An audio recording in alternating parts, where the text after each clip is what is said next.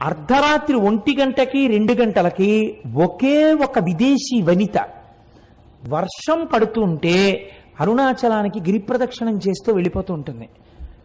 ఎవరండి? హిందూ మతస్థులు కారు, విదేశాల నుంచి వచ్చినటువంటి ఎందరో వనితలు, నిండు యవ్వనంలో ఉన్న వాళ్ళు వర్షధారలలో తడిసిపోయిన బట్టలతో ఒక్కరే గిరి ప్రదక్షిణం చేస్తుంటారు.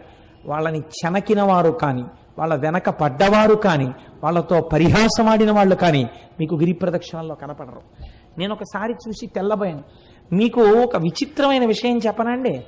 ఆ పిల్లవాడి తల్లిదండ్రులు కానీ వాళ్ళెవరూ నాకు ఇప్పుడు జ్ఞాపకంలో లేరు. నాకు ఒక 2 సంవత్సరాల క్రితం ఆ కుటుంబం వాళ్ళు నా దగ్గరికి తరచూ వస్తుండేవారు. నేను ఉపన్యాసాలు కాకినాడలో చెప్తుంటుంటే ఇంజనీరింగ్ చదువుకుంటున్న పిల్లవాడు అతను, అప్పుడు 2nd ఇయర్ చదువుతుండేవాడు.